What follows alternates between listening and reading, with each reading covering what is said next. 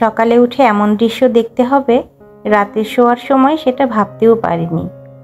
Hello everyone, আসসালামু আলাইকুম। কেমন আছেন সবাই? আশা করছি যে যেখান থেকে দেখছেন আল্লাহর রহমতে ভালো আছেন। আমরাও আল্লাহর রহমতে ভালো আছি। সকালে উঠেই ঘুম থেকে দেখি যে আমার ছোট বাবাইয়ের মানে কানের সাইডটা এত বেশি করে ফোলা। হঠাৎ করে দেখে আসলে আমি ভয় পেয়ে গিয়েছিলাম, কারণ রাত 12টা নাগাদ সে ঘুমিয়েছে। তখনও খুব ভালো ছিল আল্লাহর রহমতে। একটু ঠান্ডার সমস্যা 2-1 দিন ধরে চলছে, মাঝে মাঝে জ্বরও হচ্ছে আবার ভালোও হচ্ছে এরকমটা। তবে তার খুব বদ অভ্যাস, সে খুব পানি নাড়তে পছন্দ করে। তো যাই হোক, ওর বাবা ছিল না পাশে, ওর বাবা অনেক দূরের মার্কেটে গিয়েছিল। আসলে এরকমটা আমি ওর আগে দেখিনি। প্রথম দেখাতে আমি বুঝতে পারিনি ব্যাপারটা কি হতে পারে। তো ওর বাবাকে জিজ্ঞেস করলাম, ওর বাবা ভিডিও কলে দেখে বলল যে দ্রুত হসপিটালে নিয়ে যাও। তো সেজন্য আমি মংলা হসপিটালে চলে এসেছি ওকে নিয়ে। এই তো আসলে এত সিরিয়াস কিছু না, হঠাৎ করে দেখে যেরকম ভয় পেয়েছিলাম সেরকম কিছু না। এটা প্রাথমিক পর্যায়ে আছে, মেডিসিন দিয়ে দিয়েছে, আমরা এখন চলে যাচ্ছি। তো বেরোনোর সময় দেখি চারপাশটা অনেক সুন্দর, অনেক ফুল গাছ, তারপর মানে সাজিয়ে গুছিয়ে পরিষ্কার পরিচ্ছন্ন। তো সেটা দেখে একটু ক্যামেরা বন্দি করে নিলাম, সেটা আপনাদের সঙ্গে শেয়ার করলাম। এই আর কি। এখন বাসায় যাব, ওষুধ কিনে নিয়ে, মানে নর্মাল ওষুধ দিয়েছে সেগুলো নিয়ে বাসায় চলে যাব, এই আর কি। তো সবাই আমার বাবাটার জন্য দোয়া করবেন, আমার বাবাটার জন্য খুব দ্রুত সুস্থ হয়ে যায়।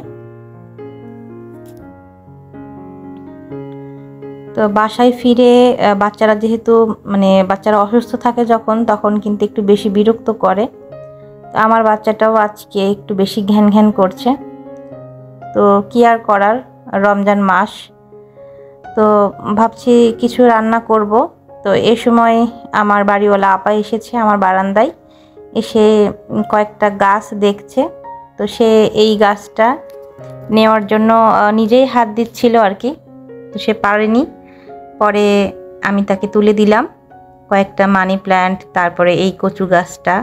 আসলে এটার নাম আমি জানি না আসলে ওইভাবে, আমরা কচু ফুল হলেই অভ্যস্ত। তো তাকে দিয়ে আমি রান্নাবান্না শুরু করব। আসলে ভেবেছিলাম বিকালের দিকে রান্না করব। তো ভাবলাম যেহেতু মানে কি বলবো, ইফতারি তো করতে হবেই, কিন্তু ওর বাবা যেহেতু আসবে না, তাহলে একটু আগে ভাগেই আমি রান্নাটা করে নিলে বাচ্চাটা খেয়ে নিতে পারবে। আর যেহেতু আমার ছোট বাবাইটা চিকেন বা বিরিয়ানি, মাংস পোলাও এগুলো অনেক পছন্দ করে, আর ও যেহেতু অসুস্থ তাই সেটাই রান্না করছি। আমি মানে হসপিটালে যাওয়ার আগেই ভিজিয়ে রেখে গিয়েছিলাম, কারণ আমি জানি অসুস্থ থাকলে বাচ্চারা সব কিছু খেতে চায় না, একটু বাহানা করে। তো সেজন্য আমি এদিকে চিকেন ম্যারিনেট করছি, আর এই পাশে সে এখন আইসক্রিম খাবে বলে কান্নাকাটি করছে, ফ্রিজ ধরে ঝোলাঝুলি করছে। বলুন তো কেমন লাগে? তার মুখটা ফুলে আছে আর সে আইসক্রিম খাওয়ার জন্য ব্যতিব্যস্ত হয়ে পড়েছে। তো যাই হোক, অনেক বুঝিয়ে শুনিয়ে আমি কাজে লেগে পড়লাম। 1 ঘন্টাও লাগেনি আমার রান্না করতে। আসলে ভাবছিলাম যেহেতু অসুস্থ, যত তাড়াতাড়ি সম্ভব আমি রান্না শেষ করে ওর সাথে সময় কাটাবো, তাহলে হয়তো ওর একটু হলেও ভালো লাগবে। আসলে ছোটবেলায় যখন আমারও এরকম কোনো সমস্যা হতো, অসুখ বিসুখ হতো, তখন না আম্মুর কাছে থাকলে মনে হতো অনেক ভালো লাগছে। তো যাই হোক, আমি চালটা নিয়ে নিলাম, পাশে চালটা রেডি করব আর কি। আর এপাশে আজকে দেশি মুরগির রোস্ট করব। মুরগিগুলো ছোট হতে আর রান্না করিনি, রোস্টের জন্য রেখে দিয়েছিলাম। এটা হচ্ছে রোজার আগেই রেডি করে রেখেছিলাম। তো আস্তে আস্তে ভাজতে দিয়ে আমি এপাশ থেকে চালগুলো ধুয়ে ফেলবো।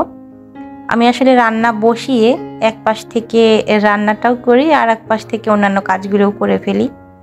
শুধু আমি না, সব মেয়েরাই এরকম। একটা কাজ হাতে নিয়ে বসে থাকলে কিন্তু সারা দিনেও কাজ শেষ হবে না। আমাদেরকে অনেক বুদ্ধি খাটিয়ে একটা কাজের মাঝে আরও 5টা কাজ শেষ করতে হয়।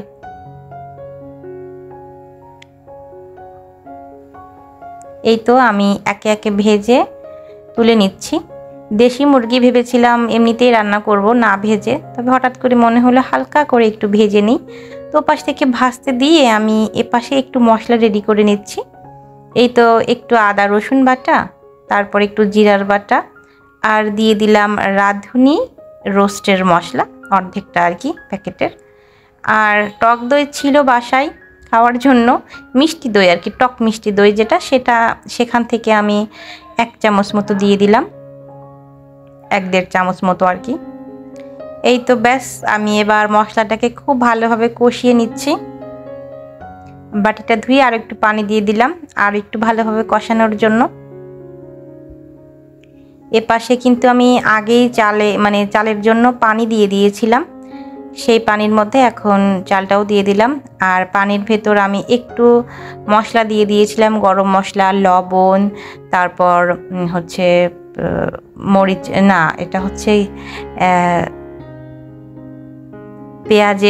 পেঁয়াজ বাটা আর একটু রসুন বাটা, সাথে একটু জিরা গুঁড়া।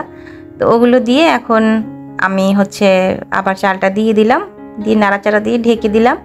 এদিক থেকে কিন্তু মাংসের যে মশলাটা সেটা কষানো হয়ে গিয়েছে। এবার আমি একে একে সব ভেজে রাখা মাংসের পিসগুলো দিয়ে দিলাম। দেখতেই পাচ্ছেন মাংসের পিসগুলো কিন্তু দেখতে খুব সুন্দর হয়েছে। আর আমার বাচ্চারা না এই লেগ পিসটা খেতে অনেক বেশি পছন্দ করে, যদিও সবটাই খেতে হয়, কারণ একটা না একটা তো খেতে হবেই, তাই না? আমি অল্প আছে খুব ভালোভাবে কষিয়ে নিয়েছি। এবারে ঝোলের পানি দিয়ে দিব, কারণ মশলাটা আগে কষিয়ে নিয়েছি, মুরগিটাও ভেজে নিয়েছি। এখন খুব অল্প সময়ে রান্নাটা হয়ে যাবে।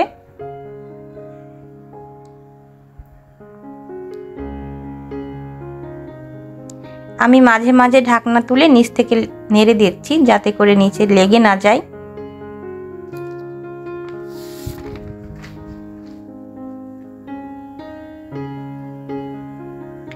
আমি জানি না আমার আপু ভাইয়ারা এতক্ষণ কারা আমার সাথে আছেন।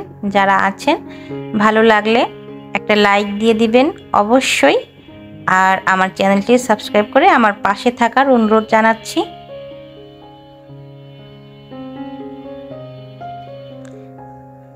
আমি এখন রোস্টটি নামিয়ে নিচ্ছি।